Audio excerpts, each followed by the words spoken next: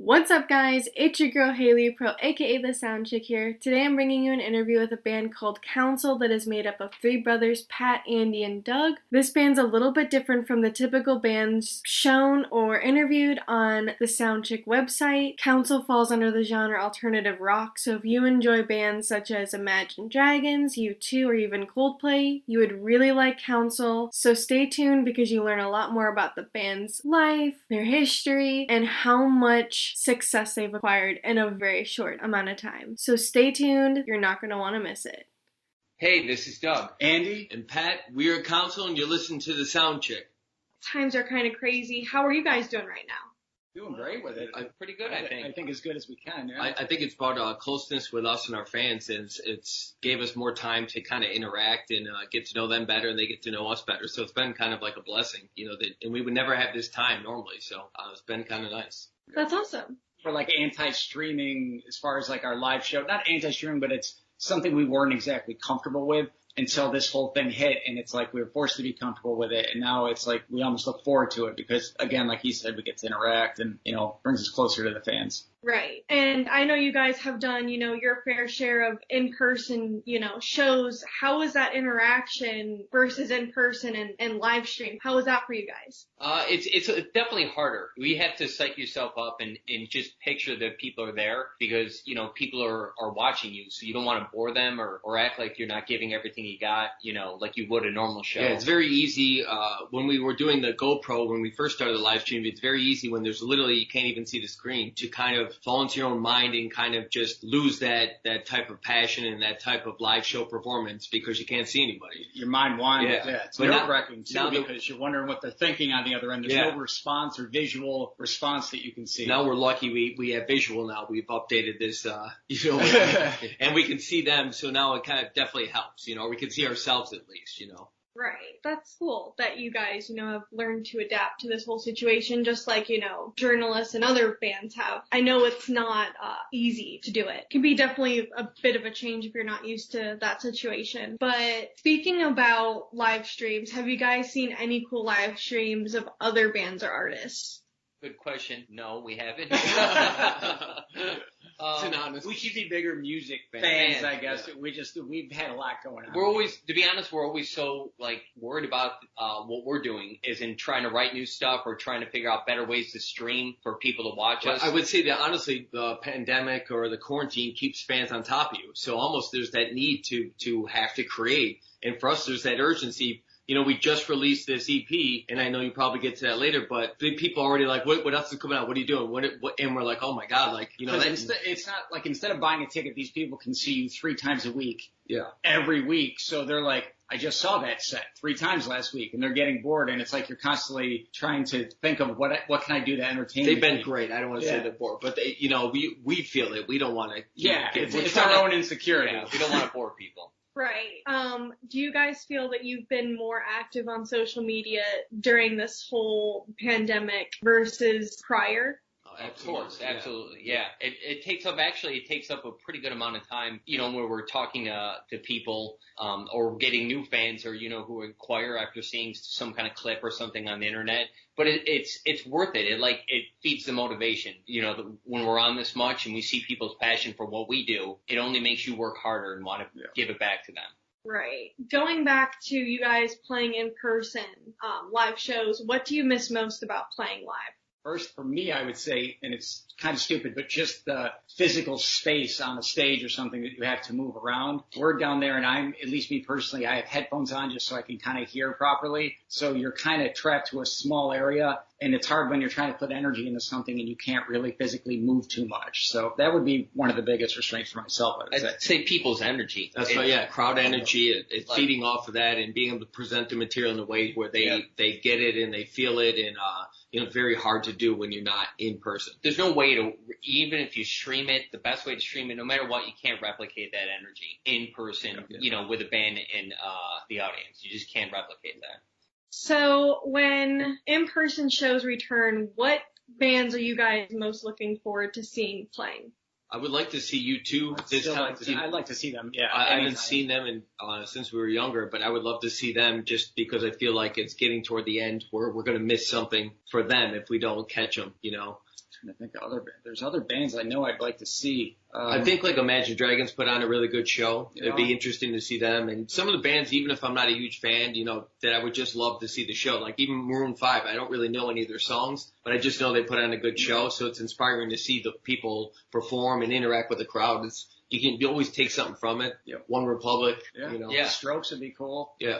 Right, yeah, I'm right there with you guys, especially with you two. They're actually one of my favorite bands to see live just because of the whole production process they put into it. They bring in this huge stage with this huge, a video screen behind them. And it's really cool. It's a unique experience because I usually go to metal shows and they don't usually have that whole theatrical or production process. So that's different for me and I enjoy that a lot because it's like a show. Like instead of just moshing around, you're actually getting to watch video play. So it's unique and it's awesome.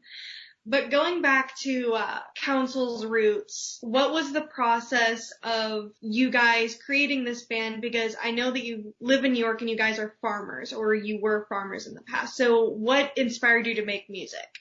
I think the main thing is just wanting a change. We didn't necessarily want to be farmers, and we couldn't quite figure out what we wanted to do. And I think music, it just came to us, We were always passionate about music. We just never took the time to actually we were athletes. And then I think when in college, when we were playing baseball and I threw up my arm, we were kind of looking for that same type. How could we throw what we were passionate about into something else and get the same out of it? And that's what we were looking for. And we were worried about is how could we ever get the same out of something that we got out of sports? And it turns out, music did that for us. Yeah. I mean, the actual physical day we decided to become a band was, I have to give credit, I guess, we saw Oasis Behind the Music, and Liam said, if you think you can do it better, start your own band. And we just kind of looked at each other, and it's like we were all thinking the same thing. And from that day on, we're like, we're going to be a band. So that's it felt good, and it did feel good to decide to become a band, even though we had no clue what to do. We didn't know how to play. When you label yourself that, you kind of walk around with your head up high a little bit, and because you think there's all these wonderful possibilities ahead of you. You don't really think about all the years you're going to grind it out.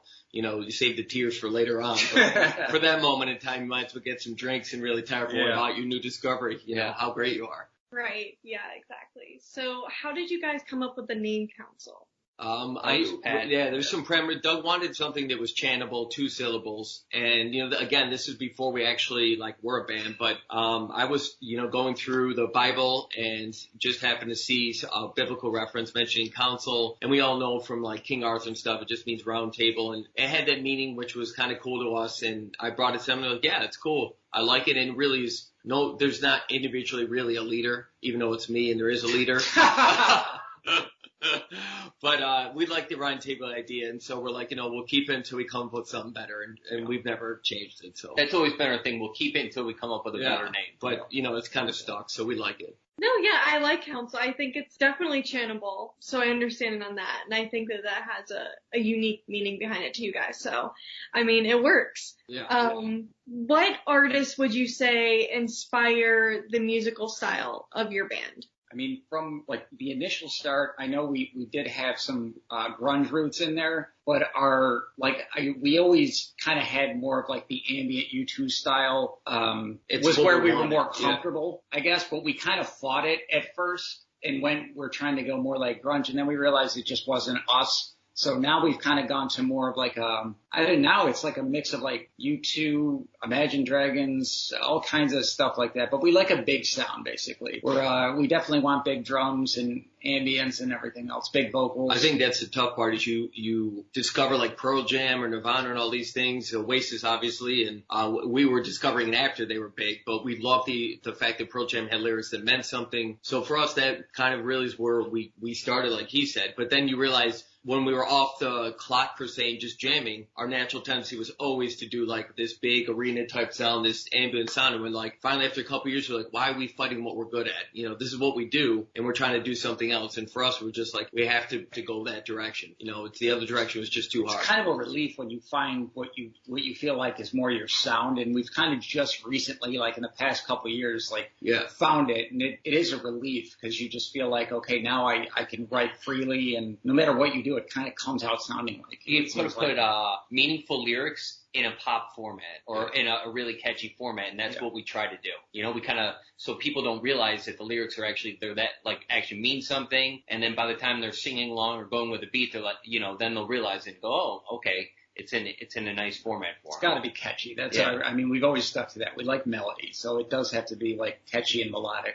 Right. It seems like you guys have a lot of eclectic influences in there, and the one thing that's so awesome and crazy about music at the same time is that there's all these subgenres. So, like, with rock, there's, you know, hard rock, there's classic rock, there's soft rock. I mean, it's crazy, and sometimes it is hard for bands to, like, put labels on themselves, but at the same time, I don't think that bands need to put labels on themselves, because I think music is interpretive to both the listener and the band. So it's up for, you know, an open opinion, I guess, to say the least. Yeah, especially nowadays, like, you know, we thought, you know, in our heads, we were like rock or alternative. Obviously, rock is not the normal rock that you're used to, but now rock is called like active rock or something different. But, you know, when you even listen to the alternative stations per se, we definitely do brush in that alternative level. But a lot of people early on, they hear that pop rock and they kind of brush aside the alternative label, you know, but it's all mixed in there. It's really just how you're pitched or who gets a hold of you first. Exactly. Yeah. You know, it's someone pitches you on pop and you become big, everyone's going to just call you, you know, big pop artist. And even if you're alternative, you know, that's how it goes. Right, yeah, because I mean, Post Malone is a rapper, and I've heard people call him pop, and I'm like, okay, well, he's not pop, he's a rapper. So, I mean, it's exactly what you said. It just depends on who pitches you and how they pitch you. So, but yeah, I understand completely what you're saying. How would you guys describe the perfect listener for Council? That's a good one. I think someone who is passionate, likes to reflect, or at least is looking for escapism through music to, you know, to inspire them or to look at their own life and be like, I can do that, you know. That wants something more. Yeah, and wants to be empowered by the music they're listening to, where it inspires them to do something that they're not doing currently. Yeah. I mean, that seems to be like kind of what, and that's what we were the same type of listener. We appreciate people who read the lyrics, you know, obviously, and you know, those type of listeners to us mean a lot, you know, because they understand what we're trying to do, but also we really want to be just the music. We don't really care about being the face of that music. We just want them to appreciate the music and then apply it to their own life. You know, take us out of the equation. Just let the music speak for itself. Right. So your band, Council, has picked up a lot of traction recently. You know, you guys have been featured. You've been broadcasted during the Winter Olympics, I believe American Idol or America's Got Talent, and then you guys were just on the Elvis Duran Show. So what has that experience been like for you guys overall? Pretty amazing. Yeah. It's great to see it grow, to be honest with you. You look at the band and you're like, you know, where are we going with this band? Are we going to get to where we want to go? And for us, we literally live minute to minute, hour to hour with the band, you know, and most people will check it in on days or months and they'll go, you guys have been really doing well. For us, it's, you know, hour by hour, it's really a slow go when you're looking at it that way. So it means a lot, you know, to see where a band is starting to accomplish. Yeah, I think during the Winter Olympics, and then as it started getting like a whole bunch of stuff after with the Sings, we were a shell of a band. You know, we had a foundation in the industry. We had built like connections in certain aspects, but our fan level, our fan engagement wasn't there. And that's the one thing we've discovered during quarantine is how to build that up. How can we resonate with the people that will like what we do? And now it's like coming to fruition where we're actually seeing that, and that feels so much better, I think. Yeah. Than any sync could, because you actually get to talk with these people every day. They love what you do, and that's the fun. Nothing could be better than finding people that like what you do and appreciate it. Yeah. Like that's a feeling. A sync can be very empty when you know the truth, that you don't have many fans who know who you are or are yet to be discover you, you know. So for us, it's been kind of reversed. You know, normally you want the fans, then you get the sync, and you're like, oh, this is great. But it's fine with us. You know, we'll take it any way it comes. Are you guys surprised at how big of a recognition you guys are receiving? I think it's long overdue. Yeah. I think the way we go about it is to surprise, like the fact that Doug and I literally reach out to people individually, and I think most of our fans can say they've received a video from us. initially saying, can I send you the music? You know, we send out hundreds of those, thousands probably by now. So I think that aspect of it, I think people would be surprised. But I think in our heads, we wouldn't be in this if we didn't feel like we belong in the game, per se, with other big bands. I think, to be honest, I think we do make great music. So I think that's sometimes not cocky, just humble, level-headed saying. Yeah. I think it's quality music, so we think it can compete.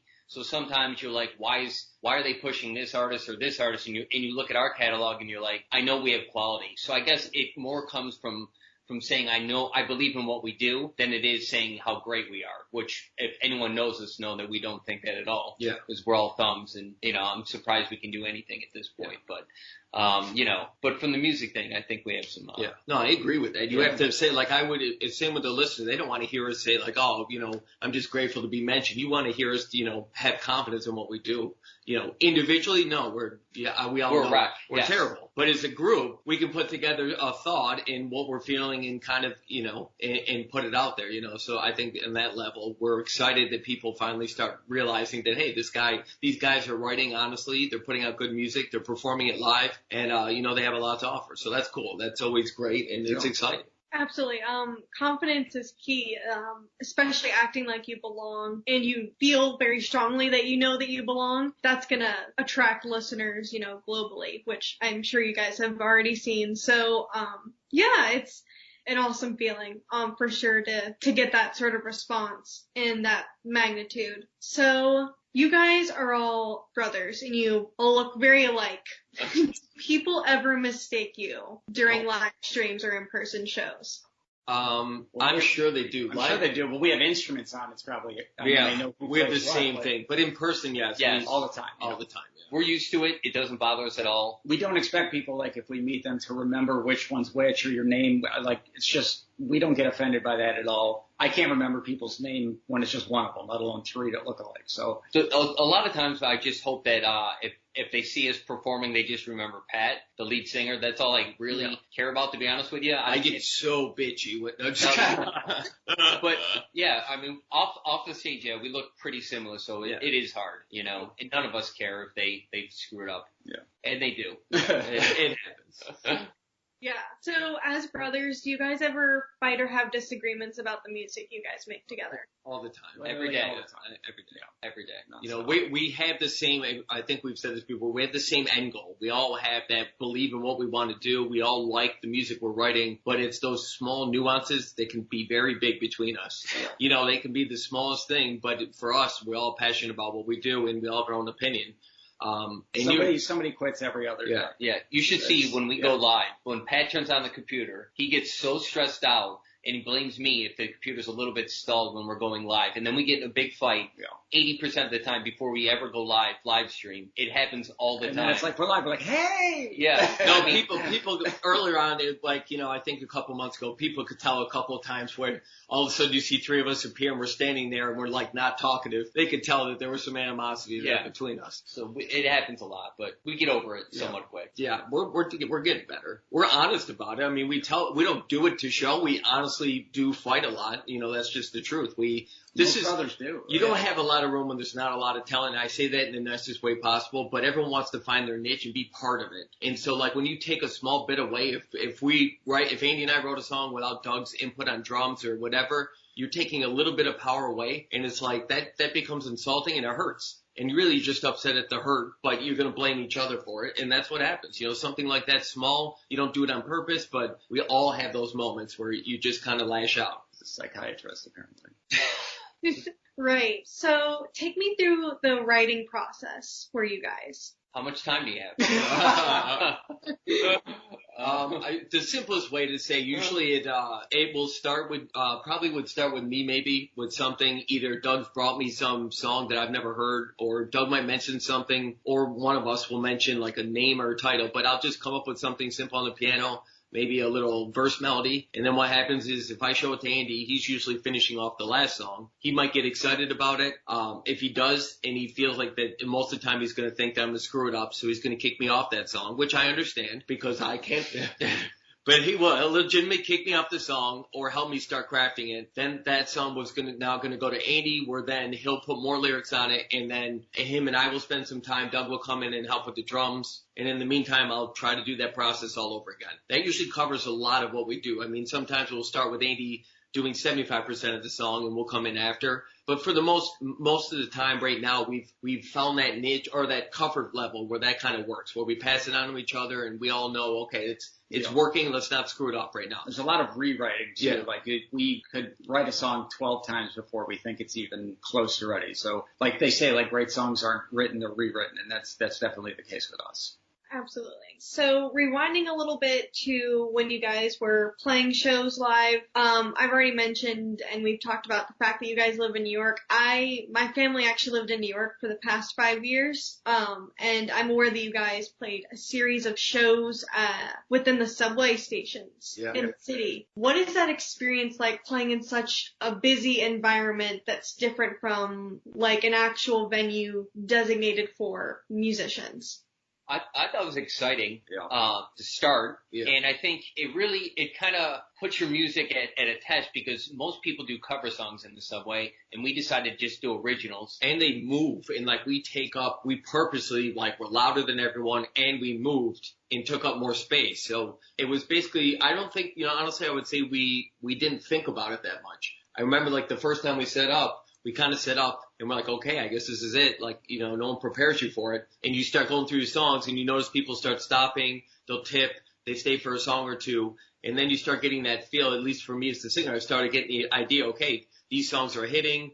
People are resonating with this. And for us, it was a great experience to realize because most people stopped and were nice and were good feedback. We made some new fans. Yeah, so like for us, we were very fortunate that they didn't shun us or tell us to shut up or anything like that. They they embraced the whole thing, and whether it be because we all looked alike or they liked the music, they hung around even making the switch or except for some of the guys that are in charge of the subway security. Yeah, some of them were pricks when they didn't need to be, but that's fine. They're just doing their job. And make us move or do stuff that really we didn't need to. It's just they wanted to show their power. But for the most part, it was great. And like I was saying before my twin cut me off there, is for the music, because most people do covers, we did originals, and it really, you can kind of see what resonates with people, if they're going to stop, if they're going to, listen for a song or two, if they'll bob your head. And we had a couple songs that we kind of reworked after being in the subway because it didn't seem like it resonated with anybody, And then there were songs go-to songs where we wanted some tips, and we knew we could play those songs as soon as people got off the train,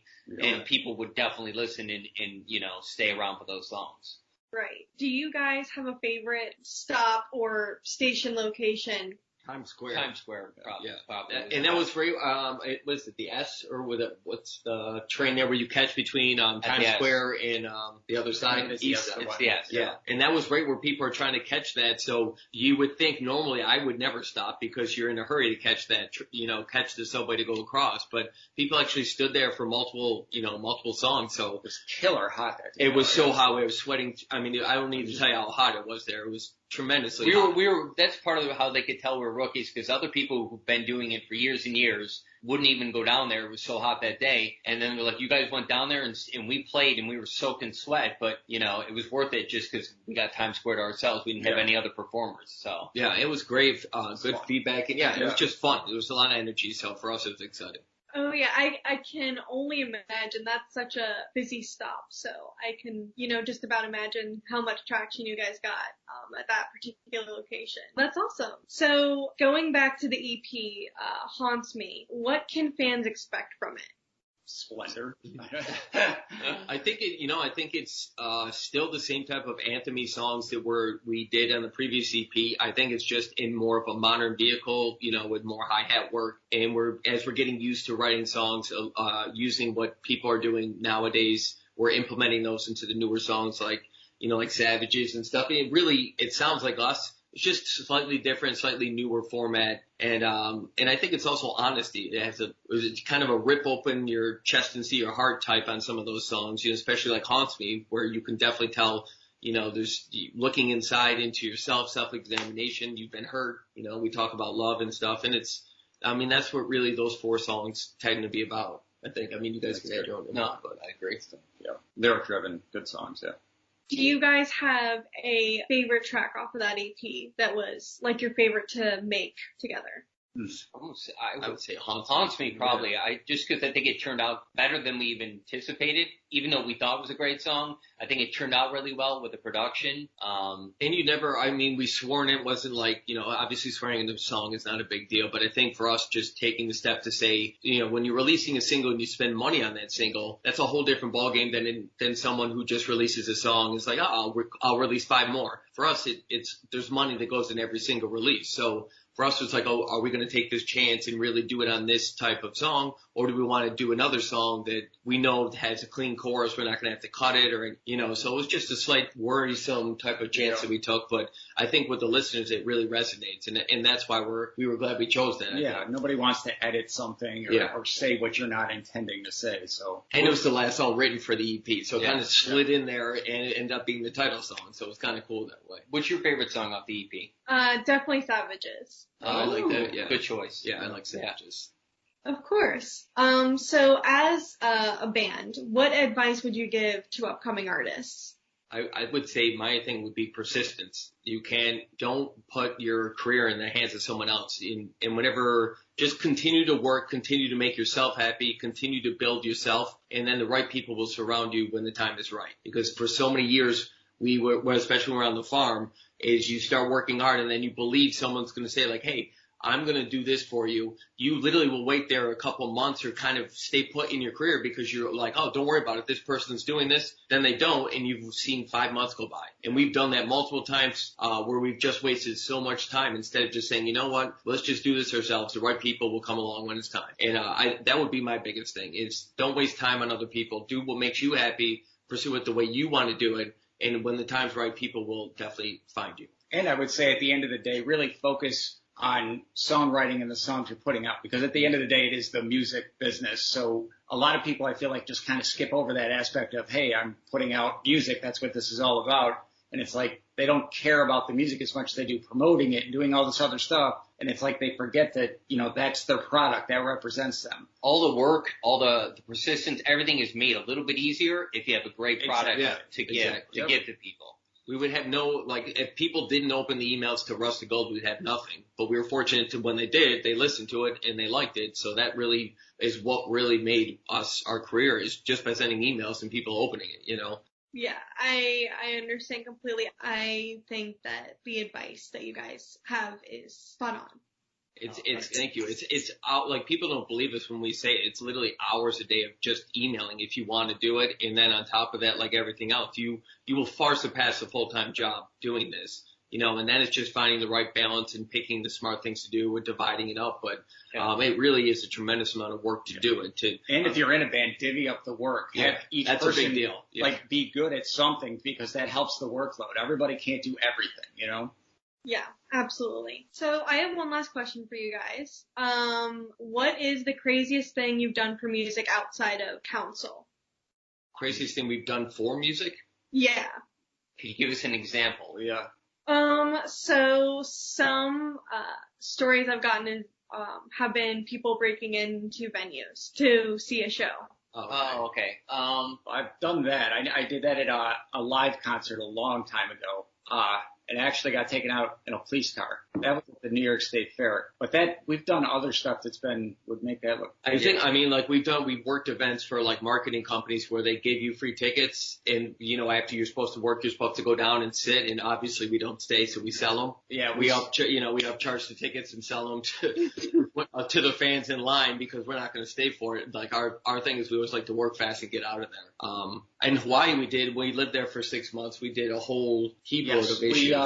Because we would open for bands, and we were also doing their, what are they called? Production, like in the back room. We would literally even get their food and everything, things like that. So obviously we didn't have a lot of money. So we literally were stealing their whole spread before they would get done with their show. We would go in and eat all their food and take all their beer. And then they would come back and complain to the venue that their stuff was all gone, and we would just deny it. And it was their word against ours. But as far as to actually see them play, we were more interested in the food and beer, to be honest with you. Yeah, that was like right at the beginning again, where we're learning, and you start up like working this VIP room there, and we worked every night. Doug did lighting and stuff, but then eventually you started again, like Andy was saying, you stop caring about the show, and the more you care about yourself and say, I got to survive here. This is what it's about for us, you know? Yeah. But it was fun time. Yeah. So I would say those are like the craziest things I can think of. Yeah. That we could say on. Yeah. Here. Well, right on, guys. What's up, guys? It's a SoundChick here. I really hope you enjoy the interview with Council, as I thoroughly enjoyed speaking with these three lovely brothers and learning more about their band and the music they make and what more I can expect from them in the future. In the meantime, I would definitely go and check out their new EP, Haunts Me. As mentioned in the interview, my favorite track off this EP is Savages, but the guys thoroughly enjoy the title track Haunts Me, so maybe check out all of it. You just might need to add something to your daily playlist. Either way, you won't regret it. Thank you for tuning into this interview, and I look forward to having you on the next one. For more updates on interviews or music reviews, you can go to my website at www.thesound-chick.com or follow me on social media at RealSoundChick. I look forward to headbanging with you guys.